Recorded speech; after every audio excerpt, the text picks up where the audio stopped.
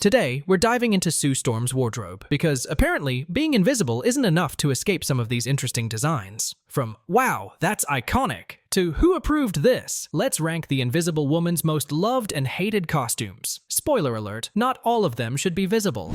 Coming in at 10 is a costume so good, Sue never even got to wear it. Yep, Alex Ross, the guy who makes everything he touches look like it belongs in a museum, created this masterpiece back in the early 2000s. It was part of his proposed Fantastic Four redesign, and, surprise, it never left the sketchbook. The flowing lines throughout the suit give it a modern, sleek vibe, with the geometric 4 symbol tying everything together perfectly. It even hints at the team's eventual Future Foundation outfits, making it ahead of its time. Ross's vision combines elegance and functionality, showing just how powerful and iconic Sue could look with a bold update. Unfortunately, this masterpiece never made it off the page. A shame, because this redesign is nothing short of fantastic. Next up, we're taking a trip to the mid-90s, where everything had to be extreme, even the Invisible Woman's costume. Enter the Heroes Reborn era, a time when Jim Lee, one of the biggest artists in comics, was tasked with giving the Fantastic Four a fresh, edgy makeover. Now let's be clear, Sue looks great here, arguably the best she had all decade, but there's just a lot happening. The four motif is everywhere. Like, we get it, they're the Fantastic Four. Add in the belts, pouches, and random jackets, and it's peak 90s fashion chaos. It's like the design team looked at her and said, what if superheroes shopped exclusively at a tactical gear store?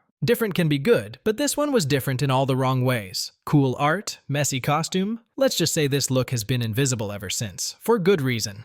At 8, we're stepping into the negative zone, a place so weird it even flipped the Fantastic Four's fashion sense. During John Byrne's legendary 80s run, the team found themselves trapped in the negative zone, and their classic light blue costumes were inverted into a dark blue and white look. Here's the kicker. It worked so well that most people assumed these were the original designs. Sue's dark blue suit with crisp white accents gave her a sleek, commanding vibe that looked like it was made for cosmic adventures. These costumes were such a hit they stuck around into the early 90s, proving that sometimes all it takes to create an iconic look is a fresh coat of paint, and maybe a trip to an alternate dimension. At 7, we have the Ultimate Future Foundation costume, proof that not all experiments are meant to succeed. In the Ultimate Universe, the Fantastic Four briefly adopted this look, but Sue's costume was so far removed from anything she'd worn before that it felt completely out of place. The color scheme, blue, green, and purple, leans more Kang the Conqueror than Fantastic Four, making her look less like Marvel's First Lady of Superheroes and more like a random sci-fi side character. It's no surprise this costume barely lasted a few issues. Sometimes, being too different just means losing what makes a character recognizable in the first place. At 6, we flip the script with one of Sue Storm's most dramatic and stunning looks, the Future Foundation costume. Following the tragic death of the Human Torch, the Fantastic Four rebranded as the Future Foundation, rocking sleek black and white outfits that screamed retrofuturism.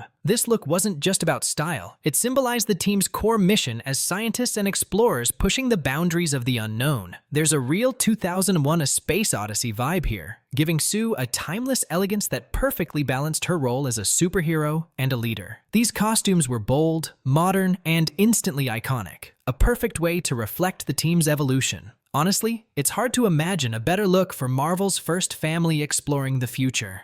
At 5, we have Malice, a look that perfectly embodies a bad day gone really bad. This demonic version of Sue Storm wasn't just a low point in her character's story, it was a low point in her wardrobe. The costume leaned hard into over the top, emphasizing her body more than anything else, a trend that, unfortunately, spiraled out of control in the 90s. It's like they borrowed the Goblin Queen's rejected wardrobe, added some spikes for edginess, and called it a day. It's not just the look that's off, it's the energy. This wasn't Sue Storm, the intelligent, capable leader of the Fantastic Four. This was a caricature. Let's just say the Malice era is one we'd all like to forget. At 4, we have a modern twist on a classic, the short-sleeve costume from Jonathan Hickman's run. This updated take on Sue's iconic look is simple yet effective, proving that sometimes less really is more. The short sleeves add a touch of casual modernity while still honoring the classic design from Fantastic Four #3. It gives Sue a fresh, active vibe, making her look ready for action without overcomplicating the outfit. Sue's costumes have often leaned toward long sleeves, but this version breaks tradition in the best way possible. It's a subtle change that makes her feel current while staying true to her roots.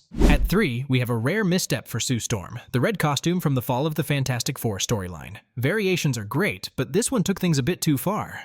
While the design itself isn't bad, the red and black color scheme just doesn't fit the Fantastic Four's aesthetic. It throws off the iconic harmony of the team's look, which has always thrived on the clean, timeless blue and white palette. Red has been tried before in the team's history, and, spoiler, it never sticks around for long. It's bold, sure, but it lacks the cohesion and visual identity that Sue Storm's costumes are known for. Let's just say blue and white suit her way better. At 2, we celebrate the timeless perfection of Sue Storm's classic look. First introduced in Fantastic Four #3 by the legendary Jack Kirby and Stan Lee, this costume set the gold standard for superhero uniforms. Simple, sleek, and iconic. The blue suit with white accents perfectly balanced functionality and style. Sue looked confident, capable, and every bit the essential part of Marvel's first family. It worked so well that almost every costume she's worn since has drawn inspiration from this design. This is the kind of look most comic book characters aspire to, timeless without ever feeling dated. It's proof that sometimes you really can't beat the classics. Finally, we arrive at the worst costume in Sue Storm's history, one so infamous it's earned its spot at the top, or rather the bottom, of this list. Her 90s disaster. The 90s were a time. Superhero fashion leaned hard into over-the-top designs, and for female characters, that often meant skimpy, impractical outfits that were more about shock value than functionality. And poor Sue Storm got hit the hardest. This costume wasn't just a miss, it was a complete misfire. Riddled with impracticality and absurdity, it abandoned everything that made Sue's look iconic. Instead of strength or sophistication, it screamed, "Look at me," for all the wrong reasons.